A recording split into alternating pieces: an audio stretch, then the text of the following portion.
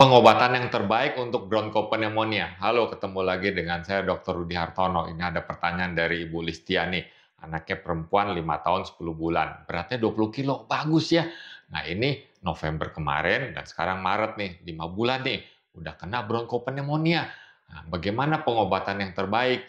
Dan juga dia minta saran obat nebulizer agar kalau anaknya batuk pilek dinebu supaya nggak mondar-mandir ke rumah sakit. Nah, jadi pengobatan yang terbaik sih tergantung pneumonianya ini. Apakah ringan, sedang, berat. Nah, umumnya itu ringan ya, jadi bisa berobat jalan. Nah, yang ringan itu hanya batuk, pilek, panas. Nah, lalu didengar di paru-parunya bunyinya eh, ronki ya istilahnya itu. Nah, itu bisa berobat jalan selama anak mau minum, mau makan ya, cukup aktif. Nah, kalau udah mulai napasnya cepat, mulai sesak, nah itu ke arah yang lebih berat. Jadi mesti dirawat di rumah sakit. Nah, biasanya diinfus, dikasih obat-obat antibiotik lewat infusan. Nah, bisa 1 antibiotik atau 2 antibiotik. Nah, umumnya itu akan sembuh. Tapi kalau kumannya berat, maka dengan pengobatan yang biasa, dia nggak baik-baik. Nah, jadi kita pakai obat yang lebih keras lagi. Atau kalau fasilitas rumah sakitnya bagus, ya diambil dahaknya, istilahnya itu diperiksa ya, respiratory panel. Ya, kita mau cari tahu virusnya apa, kumannya apa. Nah, bisa juga di kultur darah untuk lihat apakah ada bakterinya di dalam darah. Nah, nanti pengobatannya itu disesuaikan dengan bakteri yang ada dan obat yang cocok. Nah, itu pengobatannya antibiotik ya.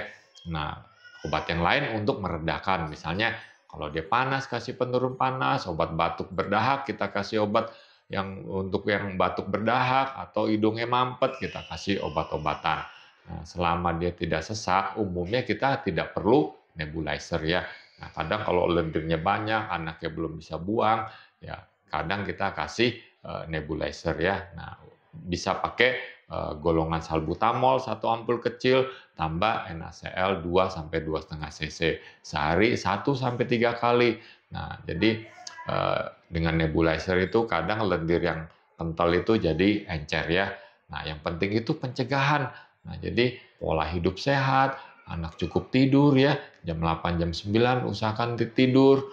Nah, lalu ada aktivitas fisik ya, jangan duduk terus ya, gaya hidup yang sering duduk itu nggak bagus. Nah, nutrisi ini penting ya. Nah, ini dari umur dan berat ini bagus ya, teruskan ya.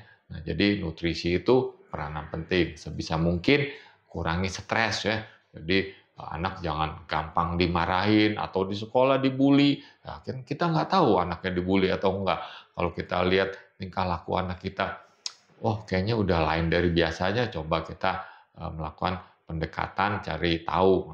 Kadang anak juga bisa dibully juga ya sama teman-temannya. Nah, lalu imunisasi ini penting nih ya, misalnya imunisasi radang paru, influenza atau imunisasi yang lain ya, DPT ulangan, pokoknya lengkapi imunisasi sebisa mungkin. Nah, lalu kalau ada anak yang batuk pilek jangan deket-deket. Nah, buat orang tua yang anaknya batuk pilek yang karena infeksi, ya baiknya jangan masuk sekolah ya. Sering nih dalam praktek sehari-hari anak tetap dimasukin ya, entah karena hal lain ya, saya juga nggak tahu, alasannya macam-macam. Tapi kalau karena batuk pilek alergi ya silahkan. Nah, perlu surat dokter, oh ini sakitnya karena virus, alergi. Nah, jadi itu yang bisa dilakukan. Nah, semoga dapat menjawab ya. Jika video ini bermanfaat, silakan share ke orang lain. Salam sehat.